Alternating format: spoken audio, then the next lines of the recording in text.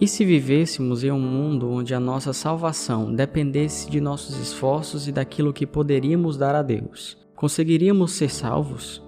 E se a inteireza da união de Cristo com a sua igreja dependesse exclusivamente do nosso interesse em tal unidade quando estamos em nosso particular orando, a igreja alcançaria tal unidade? Martinho Lutero está sob ele.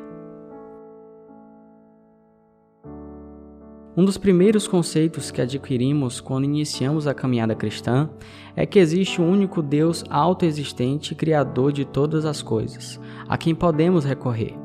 Esse conceito nos capacita a entender que temos um Deus que se preocupa com a criação e que não a abandonou mesmo tendo sido desobedecido no Jardim do Éden, enviando seu Filho para a remissão de pecados, pois todos carecem da graça de Deus. Desse modo, podemos ter dois comportamentos. Ou olhamos para Deus e enxergamos que precisamos cooperar com Ele para a salvação de nossas vidas através das obras, ou enxergamos que a salvação já nos foi entregue por intermédio do convencimento do Espírito que nos capacita a praticar as obras que testificam a nossa salvação. Homens e mulheres de Deus na história já chegaram à tenebrosa conclusão de que ainda precisavam colaborar para adentrarem nos céus. Entretanto, o mesmo Deus que soprou o seu Espírito sobre a terra fortalece a verdade de que está consumado. Tudo o que fazemos não se direciona em uma via de remissão, mas de adoração. Fazemos as obras não para sermos salvos, mas por meio do Espírito testificamos a nossa nova vida. Na história, podemos ver a explosão das doutrinas da graça, por meio de um processo que chamamos de Reforma Protestante. À luz de velas, Deus iluminou o entendimento de seus servos em uma direção de adoração e devoção exclusiva. Em uma era que exigia ainda sacrifícios e retribuições, o Senhor apresentou novamente a suficiência do seu próprio Filho. O justo viverá pela fé. Nessa reforma da igreja, vemos que há um homem no centro, e esse é aquele que estava morto, mas ressurgiu. A Igreja Católica, Lutero e seus sucessores demonstraram as suas fraquezas, as suas inseguranças e as suas incertezas. Os homens falham, mas Deus não falha. Apesar de todos os erros dos grandes homens de Deus na história, o Senhor sempre preservou seu povo fiel, a sua Igreja Universal, pois a salvação depende somente do Deus da salvação, e nenhuma ovelha escapará de suas mãos.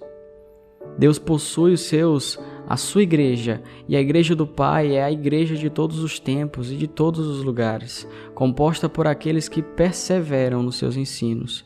O protestantismo não se trata de uma seita que surgiu a fim de formar novas doutrinas, mas se trata de um movimento que buscou e busca resgatar a fé histórica. A reforma anda para trás, em direção ao Mestre. O protestante protesta para unificar a igreja por meio dos princípios bíblicos. Embora haja a crença de que o protestantismo não é sério, pois é dividido, o próprio símbolo de unidade eclesial romana também possui suas extensas variações. A diversidade da igreja ocorre porque os homens são falhos e jamais se achegarão à inteireza do conhecimento de Deus em vida, e isso é comum, pois até os próprios apóstolos divergiram.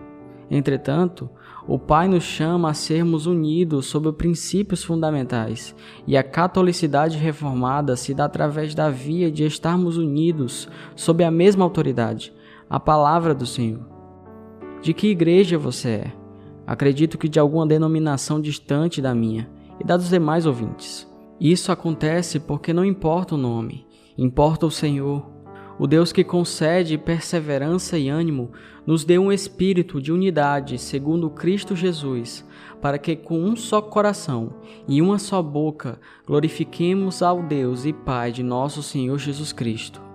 A catolicidade da Igreja se dá porque se espalhou por todo o mundo, nunca cessando de ensinar em toda a sua plenitude a doutrina que os homens devem ser levados a conhecer, e porque é uma cura universal para cada tipo de pecado, perpetrado seja pela alma ou pelo corpo, e possui nela cada forma de virtude, expressa em atos ou obras de graça.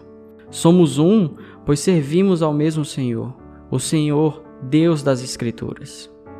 A perspectiva do cristianismo é a de sempre estar caminhando, de modo que nunca venhamos a abandonar as bases que o próprio Cristo instruiu, nos policiando a cada dia. A Igreja de Cristo sempre está se reformando.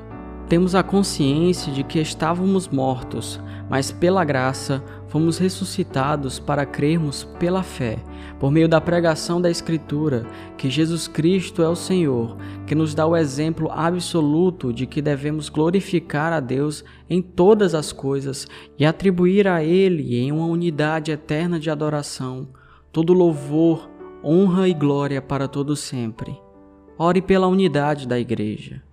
Por isso proclamamos nossa fé basilar em um Deus Pai, Todo-Poderoso, Criador do céu e da terra, crendo em Jesus Cristo, seu único Filho, nosso Senhor, que foi concebido pelo poder do Espírito Santo, nascendo da Virgem Maria, padecendo sob o poder de Pôncio Pilatos, foi crucificado, morto e sepultado, ressuscitou ao terceiro dia, subiu aos céus, está sentado à direita de Deus Pai, Todo-Poderoso, de onde há de vir julgar os vivos e os mortos. Cremos também no Espírito Santo, na Santa Igreja de Cristo, na comunhão dos santos, na remissão dos pecados, na ressurreição da carne e na vida eterna. Amém. Esse vídeo foi produzido para comemorar os 504 anos da Reforma Protestante. Caso você tenha gostado, curta, comente e compartilhe, ajudando a partilhar a obra de Deus pela internet.